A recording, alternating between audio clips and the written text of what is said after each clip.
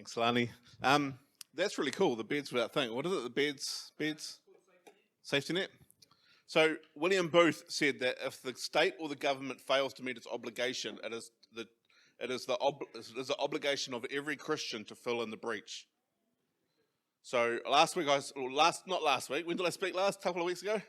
Sometime we spoke about don't take the Lord's name in vain and how we are the carriers of God's reputation. It's not about the words we use, but we are the carriers of God's reputation. So there is actually a real big problem in this country, especially in Auckland, of adolescent people, teenagers, young adults that don't have a house, a bed to sleep in and a roof over their head. It's actually quite an what's the word I'm using? Endemic?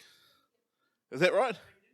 Endemic blot on our society in New Zealand here. It's pretty poor that we allow this to happen. So, if you do have a bed, now I'm not saying that we all should, because sometimes we're not in the place to do that, but if you have got time, if you've got bed, if you've got ample time to help, then why not put your hand up, if that's what it's about. So yeah, it's good. If you don't know me, my name's Matt. My name's Matt. I'm a pastor of the Salvation Army. Hello. So we've been looking at the Ten Commandments when I've been speaking. And so the first one we looked at, obviously, no other gods before me. We talked about what was going on in that time, the gods that were around, and Yahweh, our God, coming down and saying, actually, you don't need all that. You don't need to be like that. You don't need to worship like that. You have me. And so that was such a freeing statement for that nation. And secondly, we looked at no graven images, talking about our formulas don't always work, and we shouldn't box God in because he is more like the wind than anything. And then last time, what is in the name? We are bearers of the name of God. We are bearers of his reputation and his essence. And so what ways are we representing God? So who knows what Commandment 4 is? Anyone? Sorry?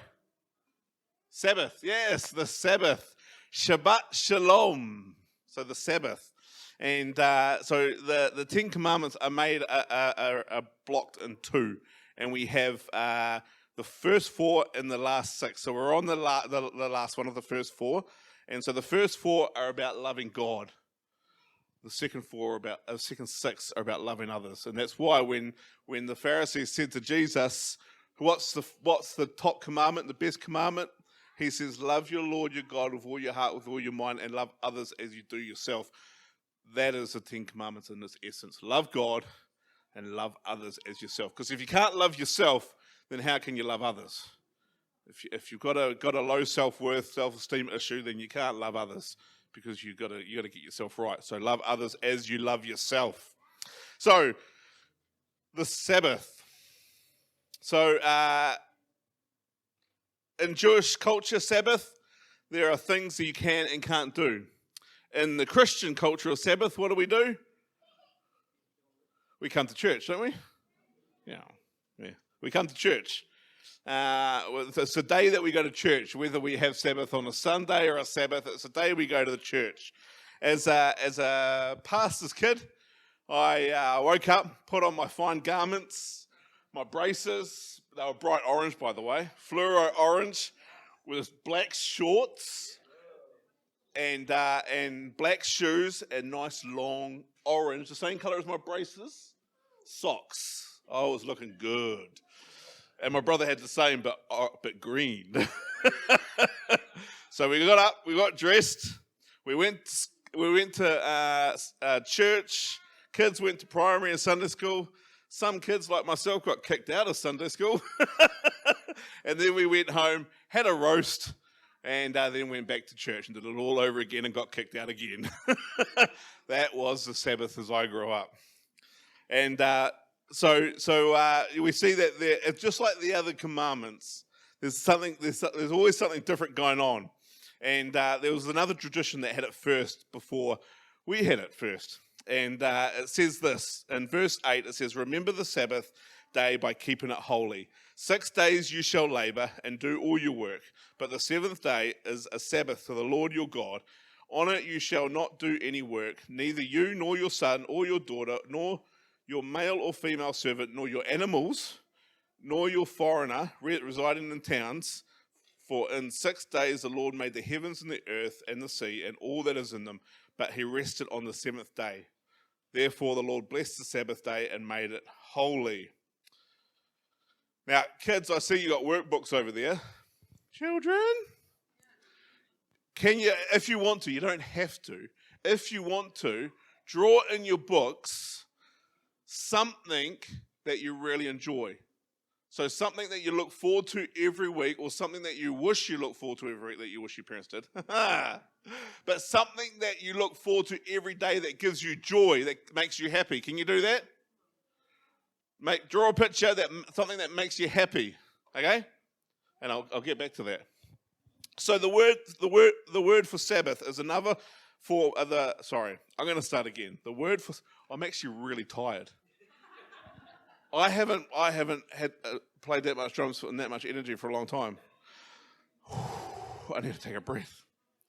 I mean, I got a blister now. The word for Sabbath is a form of another word of Shabbat. Now, Shabbat basically means to cease or to stop. So the idea is to not go somewhere to do worshipful activities, although for a lot of people that is a part of Sabbath. And again, there is nothing wrong with that, but it means to cease and to stop. Okay?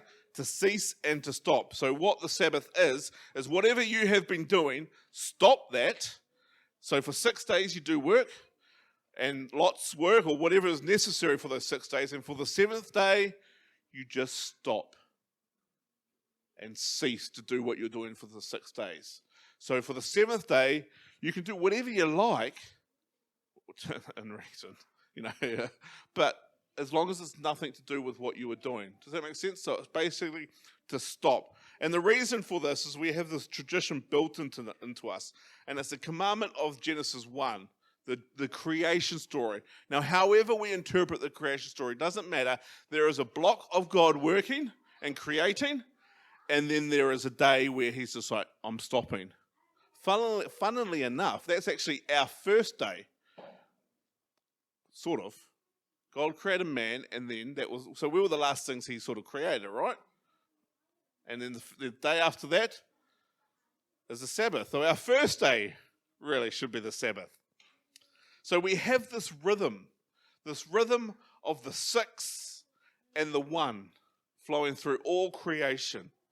And so God created everything in 6 days and resting on the 7th. So the 6 and the 1, a rhythmic motion. There are 6 days of motion, and then on the 7th day there is no motion. It ceases, a stop, a rest.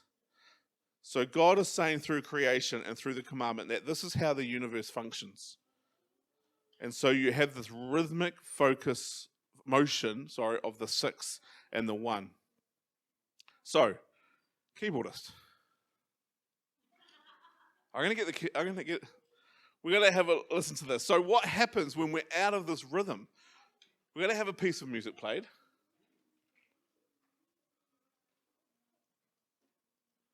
Going to play a piece of music. And what happens when we play the piece of music, just as I would play the keyboard, I don't play the keyboard, I just bang bang on the drums. We've seen the notes and then playing the notes all in one go.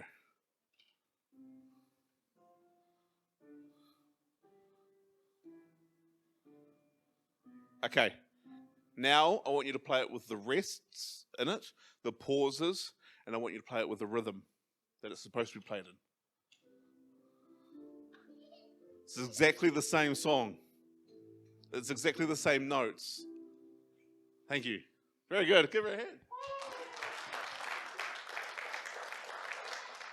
We need the rhythm, we need the rest, we need the pauses to make the music happen. Good music happens when there are rests inside the notes. Good music happens when there's a rhythm, when there's some sort of melodic nature to it. The reason why we respond to music is that we already understand rhythm. Who can sit there, or who has sitting there and listen to some really good music and just chill out? Whether it's opera, whether it's worship, whether it's rap, whether it's rock, there's that thing in us where we're like, and we just sit there and like, yeah. Whether it's heavy metal or whatever, we have this in us. It's engraved in us. And so if all you do is play the notes, you get noise and no sense of rhythm. So you get a huh, like that was, which I guess it was a little bit, but not much. There's a rhythmic motion to how all things work. Who has tried to do an all-nighter before? Who has stayed up all night, studying or whatever it is? How do you feel in the morning? Yeah, shattered. You feel just something's not right. I wonder why that is. Apparently that is supposed to happen. Psychologists state that if a person who is doing any intellectual work just goes and goes and goes, and all you're doing is absorbing information, and you don't have time to shut your brain off and rest and go into REM sleep, you aren't going to hold any more information.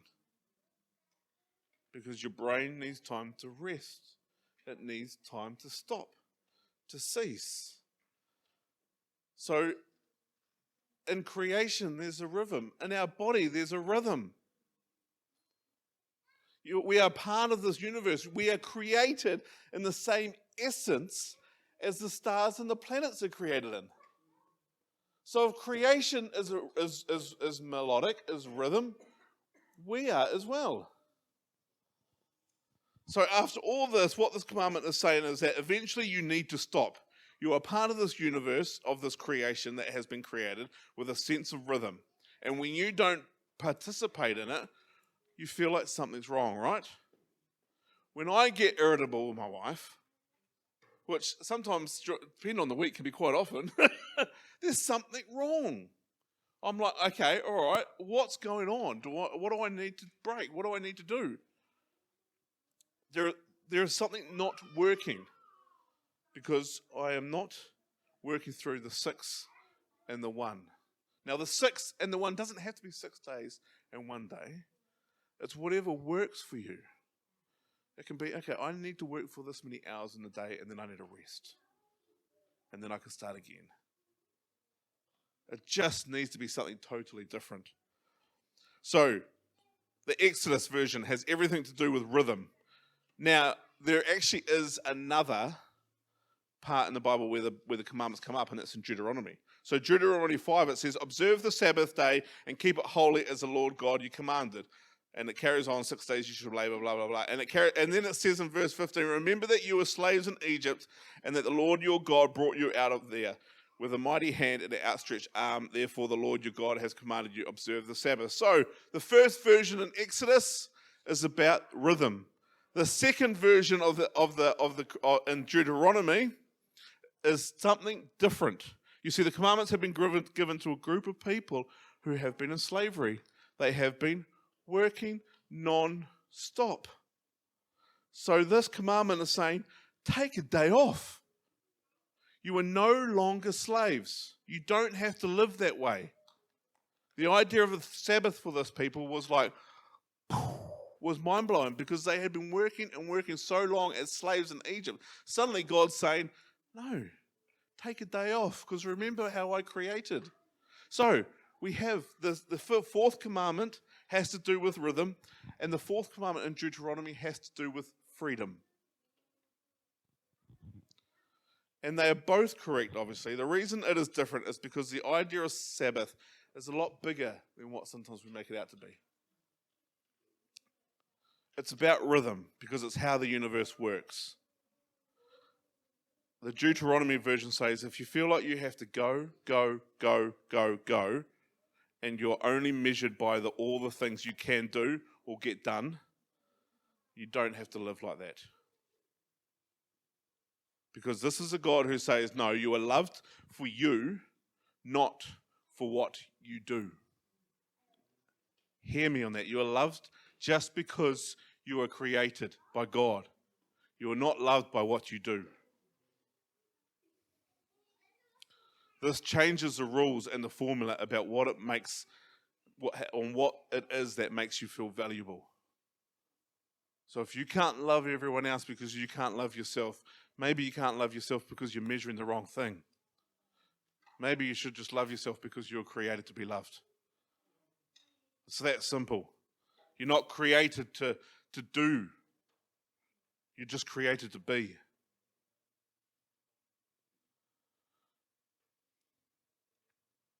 We've all heard, or I have anyway, about sermons about Sabbath, been told it's the day you go to church.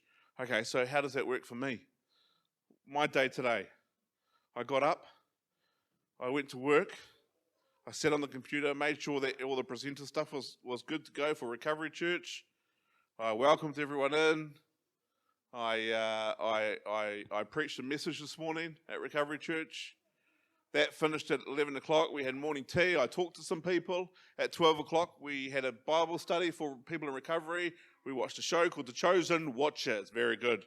We had a Bible study around that. Finished at about 1:30, and then I jumped in the car, came here, had a practice, and now I preach here. How is that a Sabbath? It's not a Sabbath, is it? Because for me, this is part of my role. I love it, and I would say no if I didn't love it, but for me, it's part of my ministry.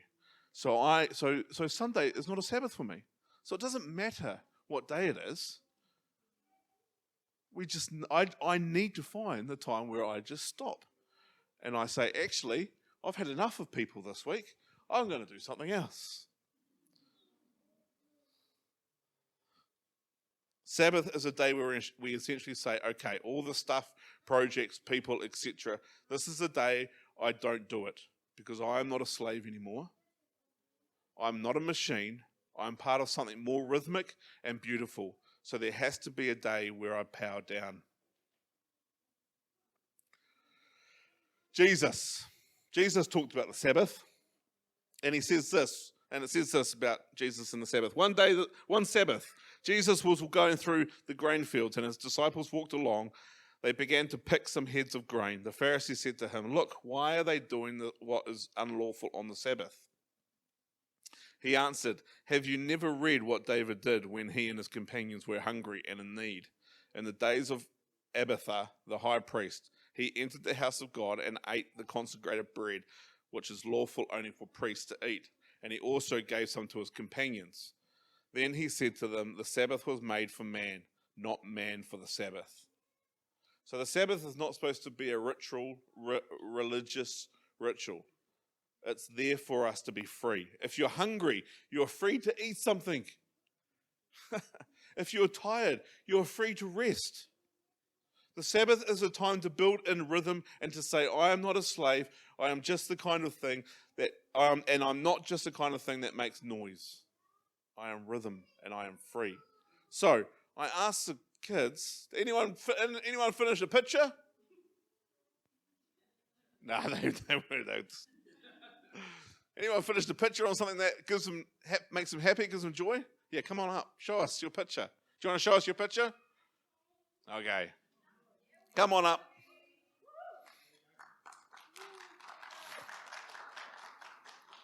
So what's your picture about? Anime. An anime. Because look, what anime is it? Oh, and it's Naruto? No? Yeah. Yes. What's your name? Wendy. Wendy.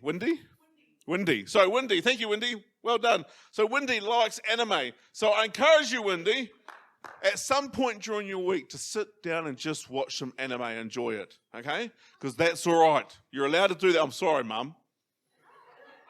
No, is that all right? Yeah. Oh, you got a picture as well.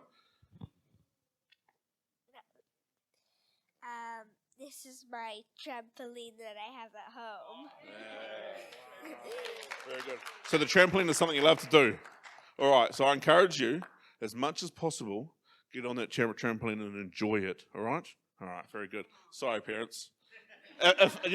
Do your chores and then have a break and go on a trampoline. Oh, that's good.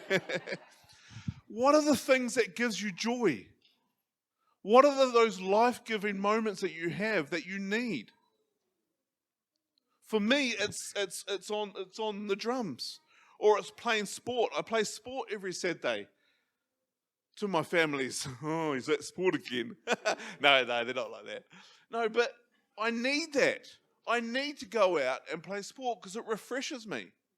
It gives me time out.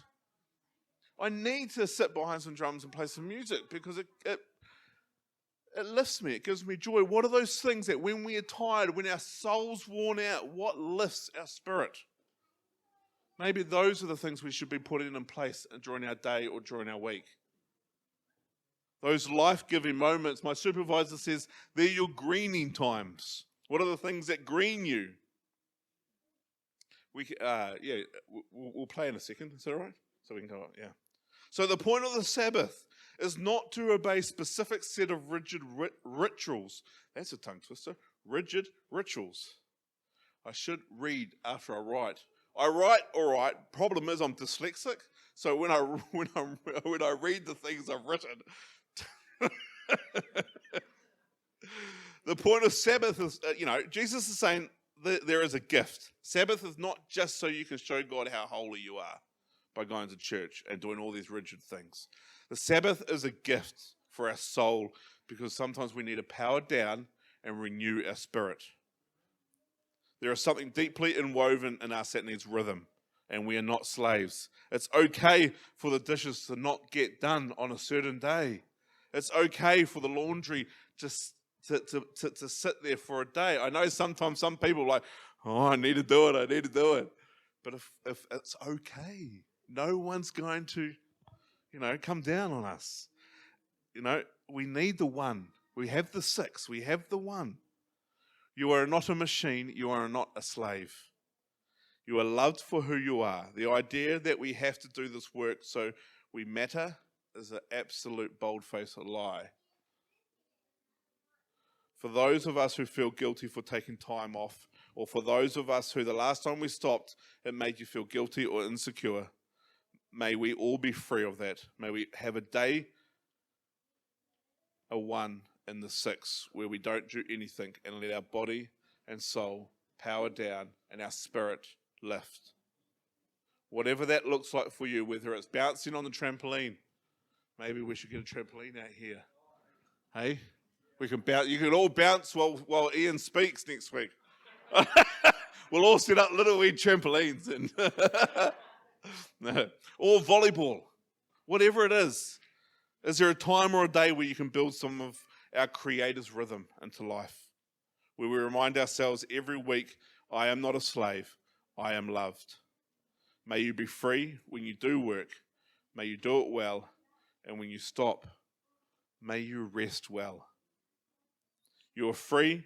You are not a machine, not a slave. You are loved and built in the same sense of rhythm that the Creator has. I hope that's helpful. Take a rest day. Find something that you enjoy and go and do it. All right? Amen. Thank you.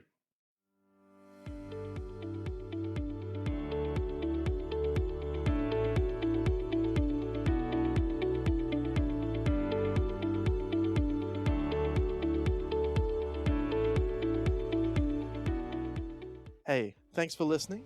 If you want to hear more or join our community, feel free to come join us down at 532 Donbuck Road, Massey, opposite the community centre. Thank you and God bless.